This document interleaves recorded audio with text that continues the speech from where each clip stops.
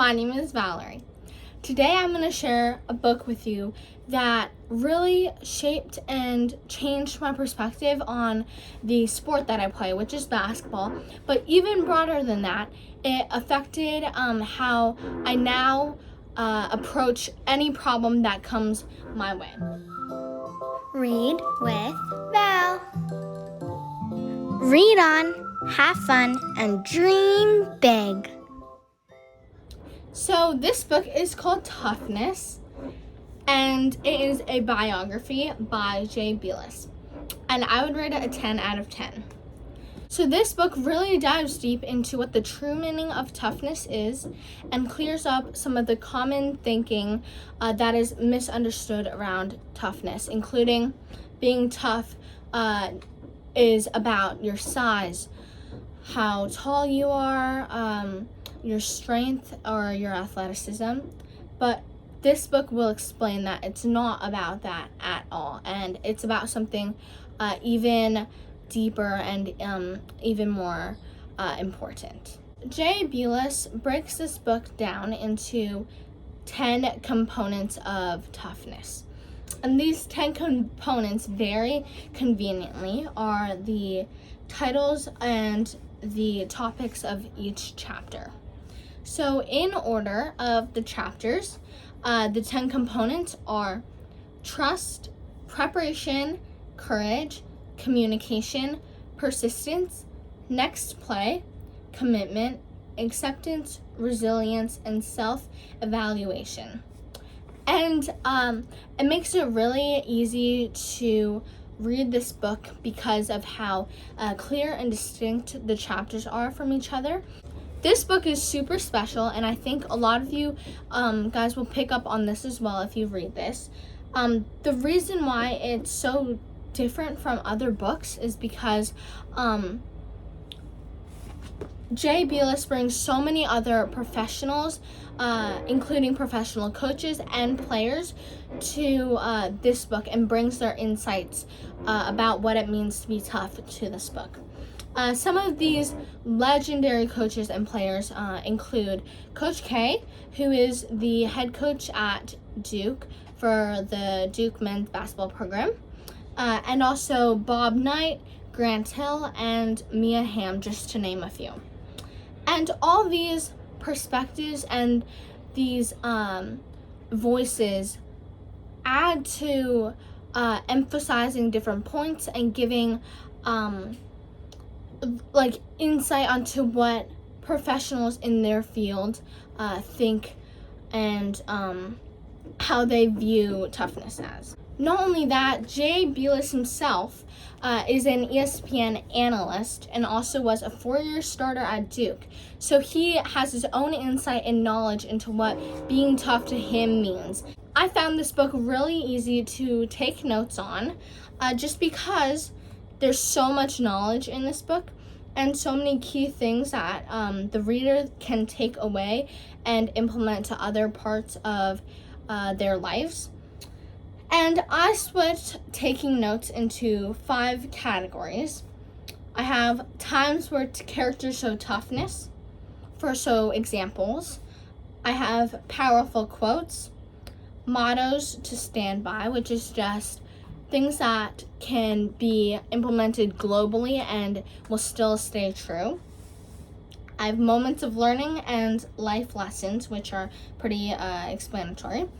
And I wrote this down at the beginning of the book to constantly remind myself what the statement is, which is, toughness is a skill, something that you can improve and train, not something someone is born with. And I'll show you that's like my key to taking notes. And then this is the statement I held true and thought was really meaningful to reading this book. So now I'll share some of the pieces of knowledge and parts of the book that I found really I could connect to and also take away from and learn from. The first thing I took away from this book that really stuck with me is on page 5. And Jay Bilas writes, quote, "Toughness isn't physical. It's an intangible, an attitude, a philosophy. This part of the book really stuck with me because it very clearly states that being tough does not and is not relation to being physical and your physicality. And for me, I am the shortest person on my team, as well as, the littlest, and I'm not athletic at all. I wasn't born athletic. And this quote says to me that no matter what happens in a game, and I know people are obviously going to be taller than me, stronger than me, but if I have that toughness mentality, then I'll have an edge on the other person, no matter their size and their physical advantages on me.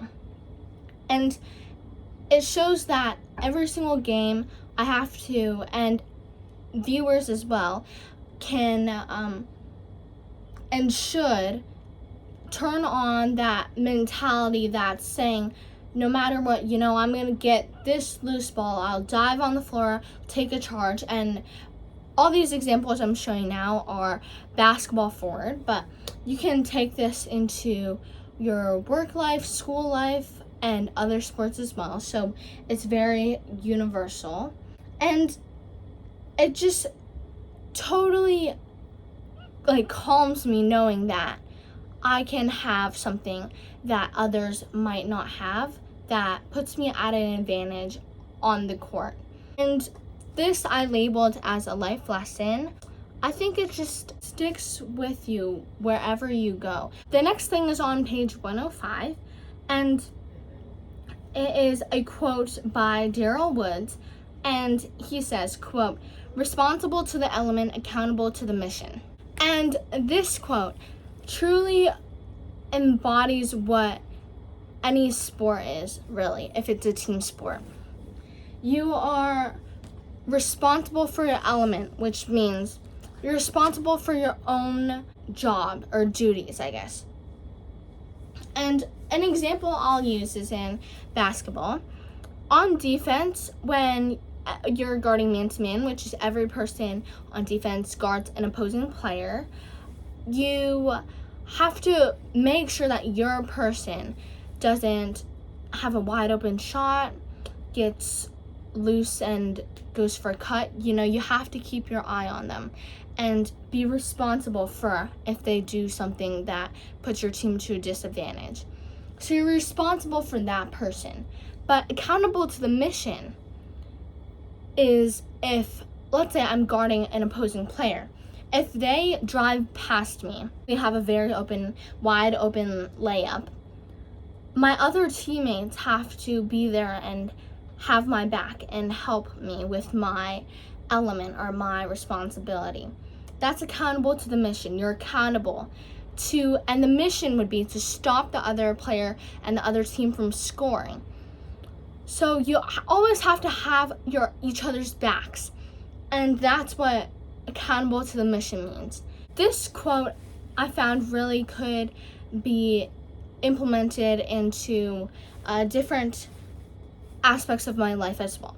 So for example, in school, if we have any school group projects, you have to be responsible for your own thing and do your job right. But if others need your help, give you their feedback, you should do it and help others, because at the end of the day, they're your team and they're your group. So, and the goal is to get a good score on your assignment. My favorite chapter is the next play chapter. Next play is a saying used when someone makes a mistake and you want them to move on and focus on the next important thing. Like if I miss a wide open shot. Before I read this book, I would have hung my head, not be focused in on playing defense next, and be stuck in my sad world and not know what's going on around me. Instead, if you have that next play mentality, if you miss the shot after, you'll be really focused in on defense because you want to get the ball again to have a second shot. And after I read this book, I found that is what happened to me. The change from still staying on that mistake to moving on to the next important thing. And the effects of it were so immediate. After I made a mistake, I'd be sad for 1 second, and then I'd remember this book and specifically the next play chapter and be like, no, I have to do my job on defense and get the ball back and have another chance to score. And this is how the book has impacted me, because this is something I can immediately reference to and have with me on the court.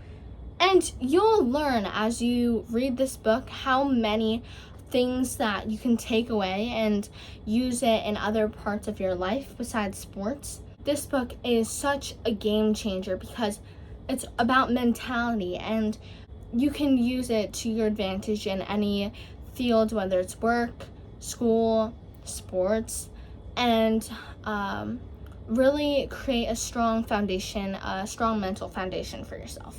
So I would recommend this book to really anyone and everyone, because there's no age limit for learning how to develop a tough mindset. I hope you guys enjoy this book as much as I do. Remember to read on, have fun, and dream big. I'll see you guys soon. Bye!